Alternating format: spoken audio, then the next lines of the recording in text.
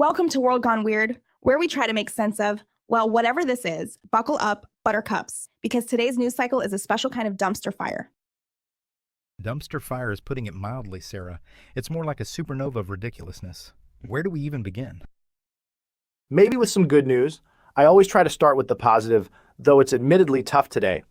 Okay, how about the Trump-Zelenskyy call? A frank but very good call, apparently, leading to a partial ceasefire agreement. That's something, right? A partial ceasefire involving Trump, Putin, and Zelensky? That sounds like a recipe for disaster, scientifically speaking. Far too many uncontrolled variables and conflicting motivations. What criteria are we using to even define ceasefire? Is it cessation of all hostilities? Just certain types? Is it for a limited time frame or something else? Oh, honey, partial is the key word there. It's like saying, I'm partially dating Brad Pitt. Sure, technically true, but mostly delusional. Plus, Al Jazeera is already reporting that Trump took credit for a Gaza ceasefire that promptly unraveled. Surprise, surprise.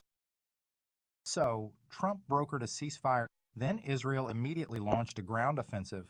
How does that even work? It's like he's playing 4D chess, but everyone else is playing checkers. Well, maybe there are more to the talks than we see. The article said that the ceasefire would involve phases of releasing hostages and prisoners to make way for the permanent end of war, also reconstruction. And ethnically cleansing Gaza to build a Riviera of the Middle East. Let's not forget that little nugget of Trumpian brilliance. He actually said that? That's wow. Just wow. Is there any level of insensitive, historically ignorant, morally reprehensible thing he won't say? Responsibility? Honey, he's the architect of the whole damn thing. He's like a toddler building a tower out of blocks, then gleefully smashing it to pieces. And CNN is reporting Israel launched a ground offensive after the ceasefire collapsed. So it's all going to hell in a handbasket. Anyone surprised? Partial buffer? Again, scientifically vague. What defines this buffer? How is the territory being expanded? What are the effects on the people of Gaza and its neighbors? Are there historical data to support the construction of the barrier? A buffer made of what exactly? Rubble and broken dreams? I swear these people live in a different reality. Well, at least we know where Netanyahu stands. The article said he views that military pressure is the most effective way to secure the release of hostages, which is optimistic.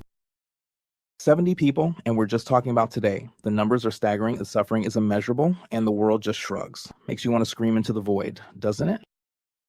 It does. And it makes you wonder about the UN. They had a worker killed. Apparently, they were frequently used by UN staff. How is that even allowed? The UN official calling the bombing of the location as not an accident is a serious violation of international law. But does the international law have teeth? Or is it just strongly worded suggestions? They say that the weapon fragments that were found at the scene are consistent with the M339, which is an Israeli tank projectile, which former U.S. Army Senior Explosive Ordnance Disposal Team said it was damaged from a tank round. I wonder if Israel has any comment. They're investigating, which in politician speak means we'll get back to you in a few decades, maybe. Meanwhile, back in the U.S., Colorado's Senator Bennett is throwing shade at Schumer, saying it's time for people to know when it's time to go. Is there something bubbling there? But what concrete metrics are driving this conversation? Are there specific policy failures, shifts in public opinion, or internal power struggles at play? Without verifiable data, it's all just speculation and conjecture. Oh, honey, politics is never about data. It's about optics, power, and backroom deals. Bennett's just positioning himself for something, mark my words. Right. It sounds like he's upset at Schumer's vote to avoid the government shutdown. Maybe that's the catalyst? A government shutdown averted? That's practically un-American these days. How dare he prevent the glorious chaos? Okay, so back to international relations. Canada says China executed 4 Canadians for drug crimes. Is that retaliation for something? Drug crimes in China? Color me shocked. I'm sure there's absolutely no political motivation behind those executions. It's just good, clean, drug-busting fun.